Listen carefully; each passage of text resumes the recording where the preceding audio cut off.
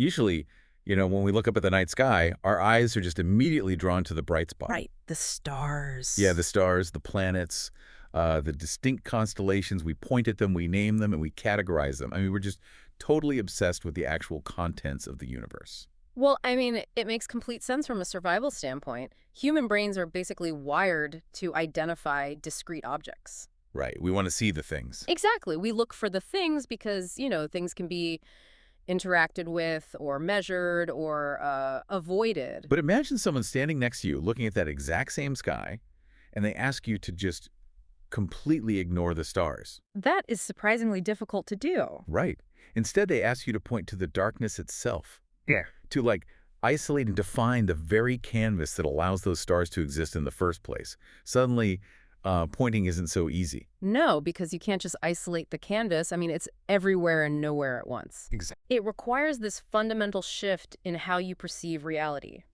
You essentially have to stop looking at the objects in the space and start trying to actually comprehend the space itself. And that mind-bending perspective shift is, well, it's exactly what we are attempting today. So welcome to the deep dive. Our mission for you today is incredibly ambitious. Extremely ambitious. Yeah, we are going to decode the cosmic architecture of ancient Indian philosophy.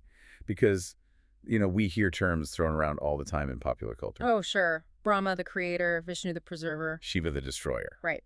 And we hear these abstract concepts like the soul. But today, we are actually using the original texts as a conceptual blueprint to answer the ultimate question sitting behind all of those terms. Which is who or what exactly is Brahm? Exactly. Who or what is Brahm? And I think the most crucial baseline to establish right away for you listening is that Brahm is not a person. Right. It's not a guy in the sky. Definitely not. It's not some deity sitting on a throne managing the affairs of mortals.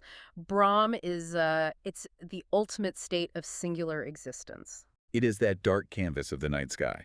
Yes, precisely.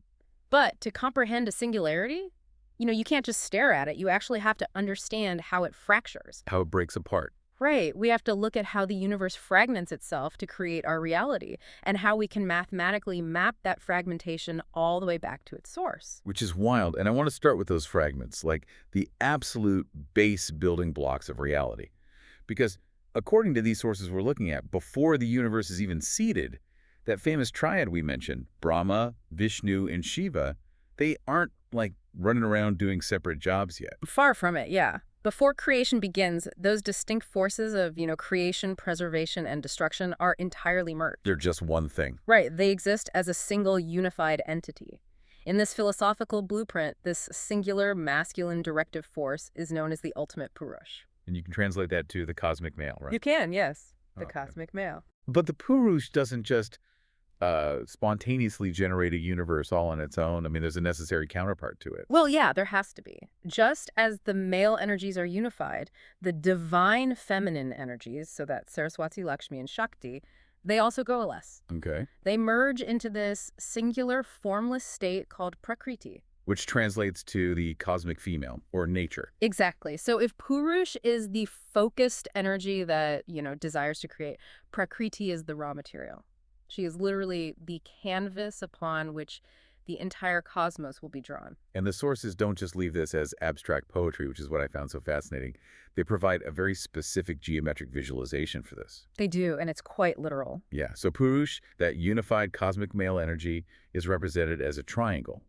And Prakriti, the cosmic female energy of nature, is represented as a circle. And that geometry gives us a mechanical understanding of how existence actually functions. I mean, think about it. A triangle is directional, right? Right, it points. It has thrust, it has points, it has this structural architecture, whereas a circle is encompassing, it holds, it flows, it contains. And this specific geometry explains the literal origin of the soul, or the Atma. It does. Because we usually talk about a soul as this, vague, indivisible spark of light. But here, it's architectural. It's highly architectural. The texts argue that the soul is born only when the cosmic female, so the circle, completely envelops and permeates the cosmic male, the triangle. Okay, so a triangle completely surrounded by a circle. That specific geometric overlap is the blueprint of a soul. That's the blueprint, yes. And what's wild to me is that the balance of that overlap actually dictates the highest divine manifestations in the entire universe. Right, because it's entirely about the ratio of power between those two shapes. Oh, wow. Okay, explain that. So when Purush, the triangle, is the dominant force and nature is secondary or, submissive, the resulting manifestation is Sri Krishna. He is actually referred to as Purushakam, which means the supreme male.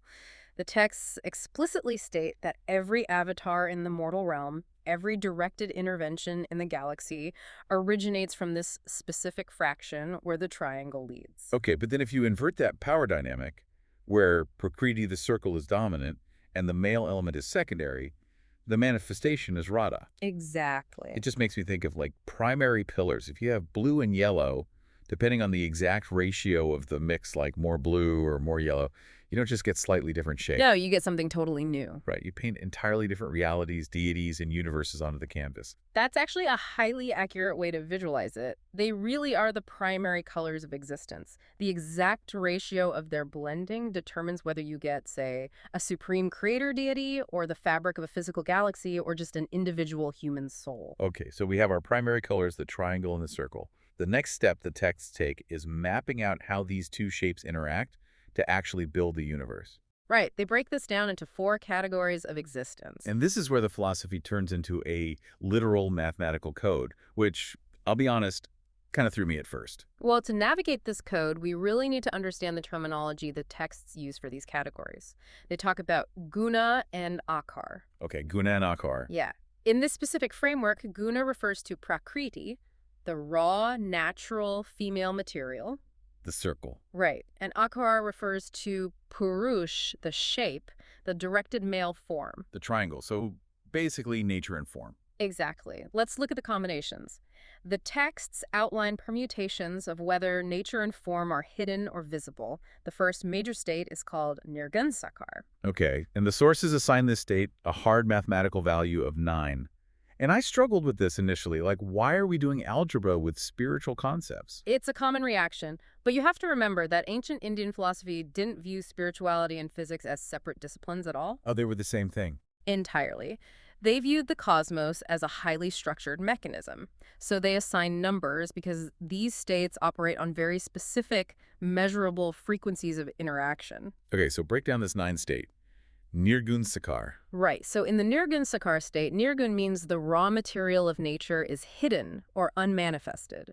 But Sakar means the form, the architect, is visible and active. So the architect is like working, but the building itself hasn't materialized yet. That's exactly it. Here, Vishnu acts as the core architect. He establishes a closed circuit connecting 3 distinct dimensions of existence. Okay, what are the 3 dimensions? You have the Jivatma, which is the individual soul. You have the Paramatma, which is the supreme localized soul. And then the Parmeshwar, the supreme cosmic controller. Okay, so 3 realms. But how do we get to the value of 9? Well, Vishnu doesn't maintain the circuit passively. His active energy, which is called Vaishnavi, operates across all 3 of these dimensions. And Vaishnavi acts in 3 distinct forms. Which are the feminine energies, right? Yes. The energies of Saraswati, Lakshmi, and Shakti. Okay, so we have 3 forms of energy in 3 dimensions of space. Yeah. I guess my question is, why multiply them? Why is it 3 times 3 equals 9 instead of just adding them up to 6? Because they aren't just sitting next to each other on a shelf, It's a matrix. Oh, I see. Every single form of that energy has to fully permeate every single realm. Saraswati's energy must interact with the individual soul, the localized soul, and the supreme controller. And then the same goes for Lakshmi's energy and Shakti's. Exactly. It's 3 forces intersecting completely across 3 realms. That interlocking grid creates a structural mathematical value of 9. Wow. This is the stage of pure, hidden, unified creation. The blueprint is perfect here. It's perfect, but like you said, it's hidden. Which brings us to the next state, where things actually materialize. The second category is Sagun Sakar.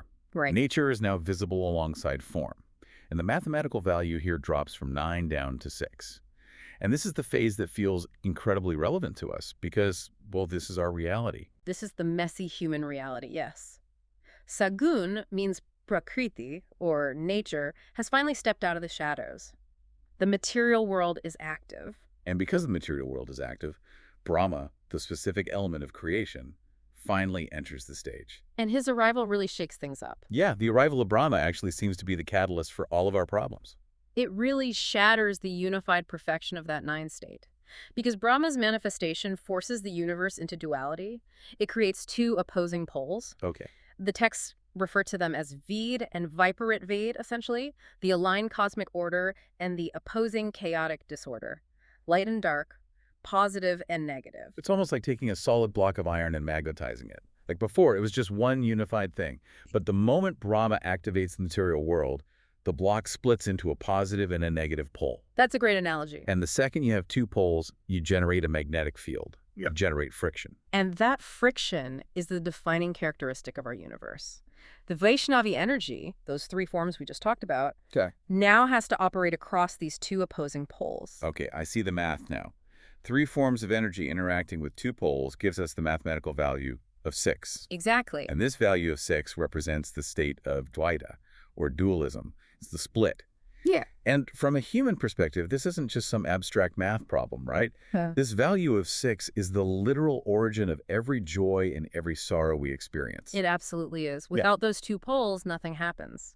Dualism creates differing circumstances. It creates lack, which, creates desire. Right. It creates conflict, which creates suffering. But structurally, it is exactly that friction that allows humanity to experience love and devotion and empathy. Wait, really? How does friction create love? Well, think about it. If you are entirely unified with the cosmos, if there is literally no separation between you and the divine, you cannot be a devotee. You can't love something you are perfectly identical to. You need the split. You need the value of 6 in order to reach out across the gap. The very mechanics that cause our pain are the prerequisites for love. That is just a profound way to look at human suffering. It changes everything. It really does. Now, just to complete the matrix, the texts imply a state of Sagun Nirakar, where nature is visible, but form is hidden, which is essentially these raw, chaotic, elemental forces churning without a guiding architect. Yeah. But the major functional state they focus on next is the absolute dissolution, which is Nirgun Nirakar. Yes. Nirgun means nature is hidden. Nirakar means form is hidden. Basically, the canvas is rolled up and the architect has left the building. Everyone's gone home. Both Vishnu and Brahma are completely off the stage. So what's left? What happens to the math here? In this state, Shiva operates completely independently. He is entirely unattached to nature or form.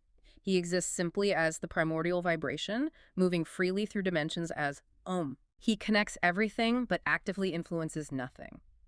And because Vishnu is hidden and the material world is dissolved, the active Vaishnavi energy just isn't engaged. Right, there's nothing to engage with. Exactly. The matrix is empty, therefore the mathematical value is 0. So we have the perfect hidden blueprint of 9. We have the dualistic magnetic friction of 6, which is basically our daily lives. And we have the pure detached void of 0. That's the architecture. And it is a remarkably elegant way to map out existence. But, reading through this, it leads me to a massive contradiction. Oh, where do you see the contradiction? Well, if my soul, my Atma, is constructed from this perfect geometric overlap of the cosmic triangle and circle, which you said earlier, why am I so flawed? Yes. Like, why is humanity so uniquely prone to self-destruction and greed and ego? If we are literally built from the math of the universe, why aren't our souls already considered Brahm? That right there is the central paradox the texts attempt to resolve, and their diagnostic answer is, well, it's fascinating. Okay, what is it? We established that the Atma and Purush contain the Brahma element, that creator force, right? The texts call this a Dev Tattva, essentially a divine element or a core cosmic building block. Right. But this specific building block isn't clean. It inherently carries a contaminant called ahem. Ahem. And that translates roughly to ego, right? Like the sense of a or me. Ego, identity, self-importance, exactly. But to understand why this ego is so destructive, we have to look at the two different scales of creation described in the sources. Okay. There's the cosmic Brahma and the galactic Brahma. The macro and the micro. Exactly. The cosmic Brahma is the macro level. It is vast, it's stable, and it acts in pure accordance with the unified divine will. It creates the overarching harmony of the universe. Sounds great. It is. But creation doesn't stop there. It fragments downwards. As creation scales down into the microscopic, managing individual galaxies and solar systems, you get the galactic Brahma. So the galactic Brahma is basically middle management. Functionally, yes. And middle management is bound by local attributes. It's closer to the material world, which makes it unstable. Oh, I see. The ancient Puranas are filled with mythological stories that actually illustrate this instability. There are countless tales of Brahma acting improperly. Like what? Things like looking at Saraswati with impure intentions, or speaking arrogantly to Vishnu, or overstepping boundaries with Lalita Devi. Wait, really? The creator of the galaxy has a rebellious streak. He does. The texts refer to this as the fifth face of Brahma. The fifth face. It is a metaphorical representation of a destructive, arrogant ego. It leads to actions that are entirely contrary to the cosmic order. Actions that are so disruptive, Shiva actually frequently has to step in, cut off that fifth face, and administer punishment to restore balance. This feels incredibly relevant to the human condition. So where do our specific human souls originate from in this hierarchy? Well, this is the crucial insight. Our human souls, the Jivatma, do not originate from the stable cosmic level. We come from middle management. We are spun out from the galactic level, yes. When a soul enters a human body, it carries the exact unstable blueprint of the galactic Brahma. It carries the fifth face. It carries the fifth face. So human self-sabotage isn't just some psychological quirk or a product of bad parenting. It is literally a cosmic bug in our code. We inherited a microscopic fraction of a flawed, egotistical galaxy creator. We inherited the instability. Exactly. That AM, that localized ego telling you that you are separate, that you are more important than the whole. That is the fifth face operating inside you. Wow. It is the literal force driving us towards selfish decisions and suffering. And that is precisely why the soul, as it currently operates within us, cannot be considered Brahm. The geometry is there, sure, but the lens is completely clouded by ego. That just reframes human flaws entirely. Like our bad habits are just fractals of a galactic misstep. They are. So what is the protocol for fixing it? If we are running on buggy, dualistic code, how do we patch it? How do we return to that ultimate singularity of Brahm? Well, the objective of human existence, according to these philosophies, is not just surviving the friction of the value of 6. Right. The goal is to achieve a profound state of equanimity that systematically neutralizes the fifth face. You have to dissolve the aham. And this maps perfectly to the philosophy of Advaita Vedanta, right? Yeah. Non-dualism. Precisely.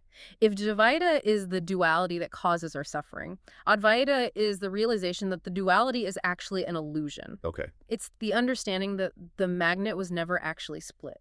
Only Brahm is the true reality. To wake up from the illusion of separation, the sources outline a very strict sequential process of liberation. Walk us through that sequence. How do we initiate the collapse? Okay, step 1. The soul must be systematically freed from the bounds of Prakriti. It basically has to step out of the material circle of nature. Meaning like detaching from physical desires, emotional reactivities, the things that keep us anchored in that material friction. Yes. And once the material attachment is loosened, step 2 occurs. The Brahma element with Eros, having finally dissolved its ego and neutralized that fifth face, merges seamlessly back into Vishnu, the preserver. So the creator folds back into the preserver. It's Exactly. like reversing the Big Bang internally. That's a perfect way to put it. And then step 3, immediately following the merger of Brahma, the Shiva element, the destructive force merges into Vishnu as well. Okay. So all the distinct forces collapse into a single point. But the sources are very specific about what this final state looks like. It's not just a cosmic soup. Right? No, definitely not. It's not an amalgamation where you still have, a distinct chunk of Brahma floating next to a distinct piece of Shiva. Right. It is absolute elemental dissolution. When no other separate entity, identity, or ego remains, absolute singularity is revealed. Only in this indivisible oneness is Brahma awakened. So achieving Brahm isn't about like leveling up your soul so you can travel to some higher, fancier heaven. No, not at all. It's a structural collapse. It's systematically folding up the geometric shapes, the triangle and the circle, until there is absolutely no you left to experience it. I mean, you don't meet Brahm, you dissolve into it. You become elementally one with the canvas itself. Wow. And what I find most beautiful about this entire philosophy is that it doesn't just happen at the end of some multi-billion-year cosmic cycle. We actually mirror this grand creation and dissolution every single day of our lives. Wait, really? How so? Like in our daily routines? In our daily sleep cycles. Oh. Think about the architecture we just discussed. In the waking state, our inner Brahma rises along with our consciousness. So we are operating in the value of 6. Exactly. We are creating, we are interacting, we are dealing with duality and friction and ego. Right. We're dealing with the messy reality of the fifth phase all day. Then we go to sleep and enter the dreaming state. Here, consciousness remains active, but it detaches from the physical world. The material creation pauses. But the mind is still spinning out realities. And then there's the third stage, deep sleep. The state of sushupti. In true deep sleep, there are no dreams. There is no ego. There is no creation. The active Brahma and the consciousness merge perfectly in the heart. Oh, wow. The text suggests that in deep sleep, we briefly, unconsciously touch that state of unified singularity, the value of zero. We simulate the great cosmic dissolution every single night. We rehearse our own return to singularity. That is incredibly profound.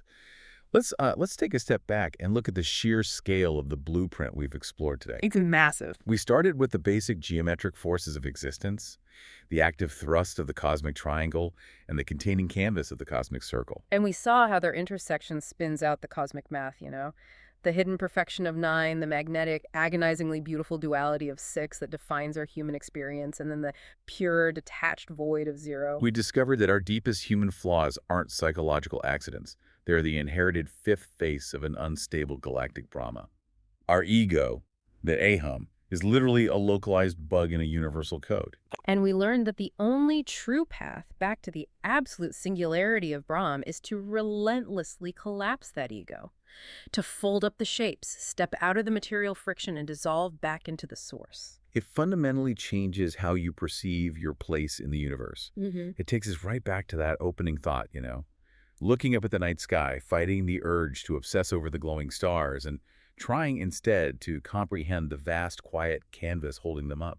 It demands that we look past the illusion of our own separation. So we want to leave you with a final thought to mull over. We live in a culture obsessed with growth. We think the ultimate grand design of the universe is continuous, infinite expansion. More stars, more galaxies, more noise, more individual identity.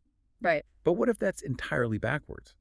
What if the true purpose of the cosmos is the slow, deliberate, agonizingly beautiful realization of its own singularity? A fractured universe, slowly trying to remember that it is one. Tomorrow, when you feel your ego flaring up, when that fifth face of the galactic Brahma pulls you into an argument or jealousy or a fierce defense of your own identity, just take a breath.